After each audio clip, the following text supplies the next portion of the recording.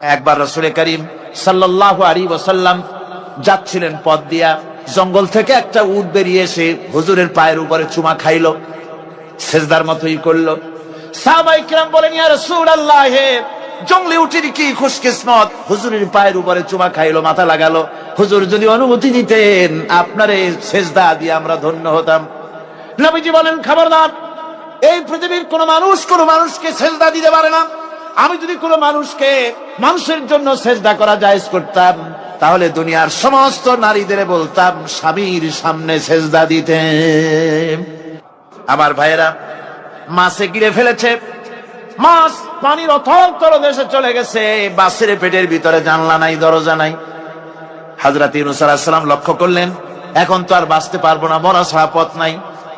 ইউনূস আলাইহিস সালাম চিৎকার মারলেন, লা ইলাহা ইল্লা আনতা সুবহানাকা ইন্নী কুনতু মিনাজ জালিমিন। পড়েন সবাই, লা ইলাহা ইল্লা আনতা সুবহানাকা ইন্নী কুনতু মিনাজ জালিমিন।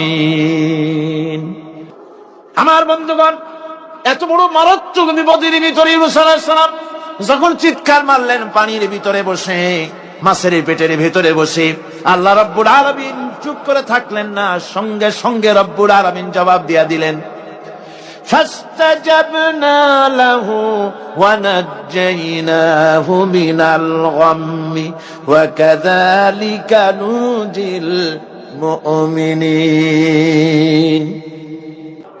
তুমি বিপদে পড়েছ, তুমি যখন চিৎকার মারলে, তোমার চিৎকারের আওয়াজ দুনিয়ার কেউ শোনে নাই, কোন রাজা বাদশাহ, তোমার আত্মীয় বন্ধু বান্ধব কেউ শোনে নাই। নদীর অতল তলদেশে মাছের পেটের ভিতরে বসে যে চিৎকার তুমি মারলে, পৃথিবীর কেউ শোনে নাই। আমি তোমার আরশের মালিক আল্লাহ রব্বুল আলামিন শুনেছি। শুধু শুনি নাই, জবাব দিয়া দিলাম, মাছের পেটের ভিতরে বেদনার সৃষ্টি করে দিলাম। মাছ ভেটে উঠলো নদীর উপরে, ব্যথার চোটে মাছ দেখলো, বমি করা ছাড়া পথ নাই। মাছ তরিয়ার কিনারে গিয়া বমি করে ফালাই দিল ইউনূস আলাইহিস সালামকে। আল্লাহ বলেন, ইউনূস রে বাঁচায় দিলাম। ও পৃথিবীর মুমিনেরা, শুধু ইউনূসকে নয়, পৃথিবীর মুমিন বান্দারা যখন বিপদে পড়বে আর আমার কাছে যদি তারা প্রার্থনা করে, আমার কাছে সাহায্য চাই, ওয়া কাযালিকা নুজিল মুমিনিন। আমার বন্ধুগণ, আল্লাহ রাব্বুল আলামিন বলেন, ইয়ানসুরকুমুল্লাহু ফালা গালিবা লাকুম। আল্লাহ যদি তোমাকে সাহায্য করেন, তবে কোন শক্তি তোমাকে তার উপরে জয়ী হতে পারবে না, কেউ তোমাকে তার থেকে ফিরাতে পারবে না। আর যদি আল্লাহ তোমাকে জিল্লতি দেন, যদি তোমাকে আল্লাহ পাক লাঞ্ছিত করেন, তোমাকে কেউ সম্মান দিতে পারবে না। দেখুন, ইব্রাহিম আলাইহিস সালামকে নমরুদ আগুনের মধ্যে ফালাই দিবে। জিবরাইল বলছেন, ইব্রাহিম আমার কাছে সাহায্য চাও, আমি তোমার বাঁচায় দেব, আগুন দ্বারে নিভাই দিব। হযরত ইব্রাহিম বলেন, জিবরাইল, সাহায্য তোমার কাছে আমি কেন চাইবো? তোমার কাছে সাহায্য চাওয়ার প্রশ্ন ওঠে না, কারণ আমি এমন কোন অন্ধ আল্লাহর ইবাদত করি না যে আল্লাহ তার গোলামের দুঃখ নিজের চোখে না দেখেন। আমি আগুনে পড়ে গেলে, আগুনে জ্বললে পরে আমার আল্লাহ যদি খুশি হন, তাহলে এরকম আগুনে 1000 বার পুড়ে জীবন দিতে আমি ইব্রাহিম রাজি আছি। ইব্রাহিম আলাইহিস সালাম আগুনে পড়ে গেলেন, আল্লাহ পাক দেখলেন ইব্রাহিম পাস করছে, আগুনের ভিতরে পড়ে গেলেন। আল্লাহ পাক সঙ্গে সঙ্গে আগুনের প্রতি নোটিশ করে দিলেন, ইয়া নারু কুনি বারদাও ওয়া সালামান আলা ইব্রাহিম ওয়া ইলা আদিন আখাহুম হুদা قال يا قوم اعبدوا الله ما لكم من إله غيره। সালেহ আলাইহিস সালাম সম্পর্কে আল্লাহ পাক বলেন, وإلى ثمود أخاهم صالحا قال يا قوم اعبدوا الله ما لكم من إله غيره। সালেহ আলাইহিস সালামকে তার জাতির কাছে, সামুদ জাতির কাছে তাদের ভাই সালেহকে পাঠালাম। তিনি জাতির কাছে গিয়ে বললেন, হে আমার জাতি, এক আল্লাহর গোলামি করো, তার দাসত্ব করো, তিনি ছাড়া তোমাদের কোনো ইলাহ নাই, আইনদাতা নাই, বিধানদাতা নাই। এভাবে শোয়েব আলাইহিস সালামকে পাঠানো হলো মাদিয়ানবাসীদের জন্য, এবং বলা হলো, তিনি এসে বললেন, হে আমার জাতি, এক আল্লাহ ছাড়া তোমাদের কোনো ইলাহ নাই। তো এ কথার দ্বারা আমরা কি বুঝলাম? সমস্ত নবীরাই আল্লাহর গোলামির দাওয়াত দিয়েছেন। কোন নবী বলেন নাই, ও আমার জাতি, তোমরা আমার গোলামি করো। কেউ বলেছেন? জোরে বলেন, কেউ বলেছেন? বলেননি। সমস্ত পয়গম্বরের, আম্বিয়া আলাইহিমুস সালাম, সবাই বলেছেন আল্লাহ পাকের গোলামি করো, তার আনুগত্য করো। আল্লাহ রাব্বুল আলামিন বলেন, প্রত্যেক জাতির নিকট আমি রাসূল প্রেরণ করেছি, কোন জাতি বাদ পড়ে নাই। ওয়ালাকাদ বা'সনা ফি কুল্লি উম্মাতির রাসূলা আনি ইবুদুল্লাহ ওয়াজতানিবুত তাগুত। আমি প্রত্যেক জাতির জন্য রাসূল প্রেরণ করেছি। সবাই এসে রাসূল পয়গম্বরের দাওয়াত দিয়েছেন, আনি ইবুদুল্লাহ, এক আল্লাহর গোলামি করো, এক আল্লাহর দাসত্ব করো, ওয়াজতানিবুত তাগুত, আর তাগুতকে বর্জন করো। তাগুতের অর্থ মনে আছে আপনাদের? তাগুত যাদের মনে নেই আবার শোনাই। তাগুত বলা হয় সেই শক্তিকে, যে শক্তি শুধু নিজেই আল্লাহর আইন অমান্য করে না, অন্যদেরকেও আল্লাহর আইন অমান্য করতে বাধ্য করে, সেই শক্তিকে বলা হয় তাগুত। আল্লাহ পাকের সমস্ত নবীরা বলেছেন এক আল্লাহর গোলামি করো, তাগুতকে বর্জন করো। কোরআনে কারীম বলছে, ফামান ইয়াকফুর বিত্তাগুতি ওয়া ইউমিন বিল্লাহি ফাকাদ ইসতামসাকা বিল উরওয়াতিল উসকা লা ইনফিসামা লাহা ওয়াল্লাহু সামিউন আলিম। ফামান ইয়াকফুর বিত্তাগুত, যারা তাগুতকে অস্বীকার করেছে, ওয়া ইউমিন বিল্লাহ, এবং এক আল্লাহর উপরে বিশ্বাস স্থাপন করেছে, ফাকাদ ইসতামসাকা বিল উরওয়াতিল উসকা, তারা এমন এক মহান, এমন এক দৃঢ় অবলম্বন গ্রহণ করেছে, যা তাকেই কোনো কিছুই তাকে ধ্বংস করতে পারবে না, বিচ্ছিন্ন করে দিতে পারবে না, ক্ষতিগ্রস্ত করতে পারবে না, বিপর্যস্ত করে দিতে পারবে না, এমন এক অবলম্বন সে গ্রহণ করেছে। তাগুতকে বর্জন করতে হবে এবং আল্লাহর উপর ঈমান আনতে হবে, আল্লাহর গোলামি করতে হবে। এই কথাই কোরআনে কারীমের মধ্যে আল্লাহ সুবহানাহু ওয়া তাআলা বারবার বলেছেন, গোলামি করতে হবে আল্লাহ পাকের। সমস্ত নবীরা বলেছেন ইয়া কওমি। নবীরা কি বলেছেন? হে আমার জাতি। এই দাওয়াত যখন আমাদের নবী দিলেন, বিশ্ব নবী যখন এই দাওয়াত দিলেন, আল্লাহ রাব্বুল আলামিন তার মুখ থেকে এই দাওয়াত যখন পেশ করালেন, তখন তিনি দাওয়াতটা এভাবে দিলেন, ইয়া কওমি বললেন না। হুজুর কি ইয়া কওমি বলেছেন? কখনো বলেন ইয়া কওমি। আল্লাহ হুজুরের মুখ দিয়ে কথা বের করার নাই, যেহেতু হুজুর তো আঞ্চলিক নবী নন, হুজুর তো গোত্রভিত্তিক নবী নন, রাসূল করিম সাল্লাল্লাহু আলাইহি ওয়াসাল্লাম কোন ভাষাভিত্তিক নবী নন।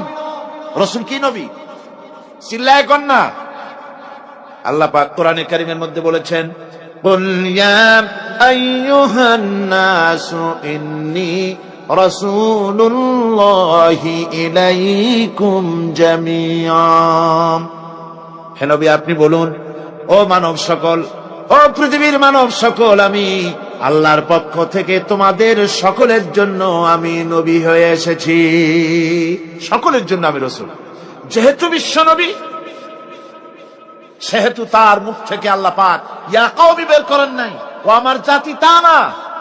আল্লাহ পাক তার মুখ থেকে ইবাদতের দাওয়াতটা এভাবে তিনি পেশ করালেন, ইয়া আইয়ুহান নাসু উবুদু রাব্বাকুমুল্লাযী খালাকাকুম والذين من قبلكم لعلكم تتقون وقضى ربك ألا تعبدوا إلا إياه। তোমার রবের পক্ষ থেকে কথা চূড়ান্ত হয়েছে, এ ফয়সালা হয়ে গিয়েছে, সিদ্ধান্ত হয়ে গিয়েছে যে একমাত্র ইবাদত করতে হবে আল্লাহ পাকের। ইবাদত করতে হবে কার? আল্লাহ পাকের।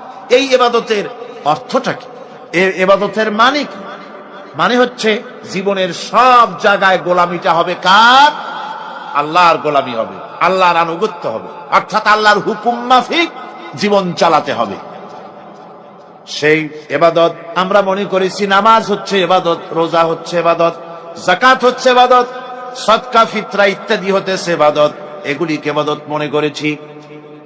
কিন্তু মনে রাখতে হবে শুধু নামাজ, রোজা, হজ, যাকাত ইবাদত নয়, জীবনের মুসলমানদের সব কাজগুলি ইবাদতের মধ্যে হতে হবে, অর্থাৎ আল্লাহর হুকুম অনুযায়ী কাজ করলে তার নাম হবে ইবাদত। ব্যবসা করবেন, হুকুম মানবেন কার? জোরে কোন কার? জমিন চাষ করবেন, হুকুম মানবেন কার? আইন আদালত চালাবেন, কোর্ট কাছারি করবেন, আইন মানবেন কার? রাজনীতি করবেন, আইন মানবেন কার? সমাজনীতি চালাবেন, আইন মানবেন কার? জীবনের সব ক্ষেত্রে তার আইন মানতে হবে। আমরা এগুলিকে ইবাদত মনে করি না। আমাদের দেশের লোকেরা, এক শ্রেণীর লোকেরা এটাকে ইবাদত মনে করে না, ইবাদত মনে করে শুধুমাত্র নামাজ। আচ্ছা, নামাজ যদি শুধুমাত্র ইবাদত হয় তাহলে তার অর্থ কি দাঁড়াবে? তার অর্থ দাঁড়াবে এই যে 24 ঘন্টার ভিতরে নামাজ পড়তে সময় লাগে কতক্ষণ? কত? 5 ওয়াক্ত নামাজ পড়তে, উজু করে পবিত্র হয়ে জান নামাজ বিছায়া 5 ওয়াক্ত নামাজ পড়তে খুব বেশির বেশি 1 ঘন্টাই লাগুক। জি, 1 ঘন্টা 100 ঘন্টা। তাহলে কি হলো অর্থ? অর্থ এই হবে 24 ঘন্টার ভিতরে আপনি 1 ঘন্টা 100 ঘন্টার জন্য আল্লাহর গোলাম, বাকি 22.5 ঘন্টা 23 ঘন্টার জন্য শয়তানের গোলাম হতে রাজি আছেন কেউ? রোজা যদি শুধুমাত্র ইবাদতের নাম হয় তাহলে তার অর্থ দাঁড়াবে 12 মাসের ভিতরে 1 মাসের জন্য আপনি আল্লাহর গোলাম, আর 11 মাস শয়তানের গোলাম। কে কে হবেন হাত তুলে দেখান তো। বোঝে নাই সেই জন্য হাত উঁচু করছে। বাকি 11 মাসের জন্য শয়তানের গোলাম হতে কেউ রাজি আছেন? তাহলে বোঝা যাচ্ছে নামাজ রোজাই শুধুমাত্র ইবাদত নয়। যেমন মানুষের হাত, এটার নাম কি? এইটার নাম কি? এটার নাম কি? এক একটা অঙ্গের এক একটা নাম। চোখ, নাক, মুখ, হাত, পা, এক একটার এক একটা নাম। তাহলে মানুষটা কই?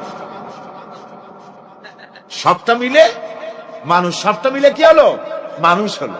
অনুরূপ ভাবে নামাজ শুধু ইবাদত নয়, রোজা শুধু ইবাদত নয়, এগুলি হচ্ছে ইবাদতের অঙ্গ, ইবাদতের পার্ট। নামাজ, রোজা, হজ, যাকাত, সাদকা, ফিতরা, ভালোবাসা, মানুষের প্রতি ভালোবাসা, পরের উপকার করা, মা বাপকে মহব্বত করা, শ্রদ্ধা করা, ভালো কাজের আদেশ করা, অসৎ কাজের নিষেধ করা, এর সমস্ত কাজগুলো মিলিয়ে হচ্ছে ইবাদত। কথা বুঝতে পেরেছেন? এই অর্থে নামাজ পড়াও ইবাদত, নামাজ না পড়াও ইবাদত। রোজা রাখাও ইবাদত, রোজা না রাখাও।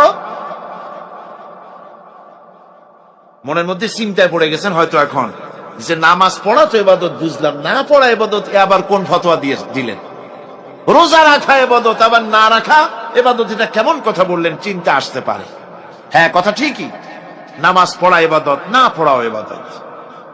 সর্বক্ষণ আপনি নামাজ পড়েন, জায়েজ আছে, কিন্তু 24 ঘন্টার ভিতরে 3টা সময় নামাজ পড়া হারাম। কোন কোন সময়? ঠিক সূর্য উদয় হওয়ার সময়, ঠিক সূর্য মাথার উপরে থাকার সময়, আর ঠিক অস্তগামী হওয়ার সময়। এই 3 সময় নামাজ পড়া সম্পূর্ণ নিষিদ্ধ। এই 3 সময় নামাজ না পড়াটাই ইবাদত। আল্লাহর হুকুম মানতেছেন, নিষেধ করা হয়েছে নামাজ পড়ো না, পড়বেন না। আবার রোজা রাখা, সারা বছর রোজা রাখেন, সওয়াব হবে, কিন্তু বছরের 2 ঈদের 5 দিন রোজা রাখাকে হারাম করা হয়েছে। এই সময় রোজা না রাখাটাই। তাহলে কি বোঝা গেল? বোঝা গেল এই জীবনের সমস্ত কাজগুলি আল্লাহর হুকুম মাফিক হওয়ার নামই।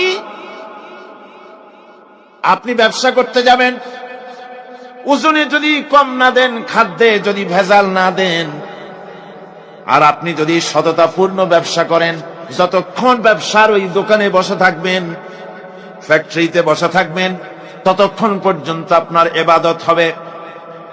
আপনি চাকরি করবেন, আপনি যে কোনো কাজ করেন না কেন, আল্লাহর হুকুম মাফিক যদি হয় ইবাদত হয়ে যাবে। এই জন্য আল্লাহ রাব্বুল আলামিন ইবাদত করার জন্যই মানুষকে তৈরি করেছেন। মানুষের কাজ হলো আল্লাহর গোলামি করা, আল্লাহর হুকুম পালন করা। এই হুকুম পালন করতে গিয়ে আল্লাহ পাক হুকুম পালনের জন্য বলছেন ওয়া'বুদুল্লাহা ওয়া লা তুশরিকু বিহি শাইআ। ওয়া'বুদুল্লাহ, আল্লাহর ইবাদত করো, আল্লাহর গোলামি করো, আর তার সাথে কোনো শরীক স্থাপন করো না।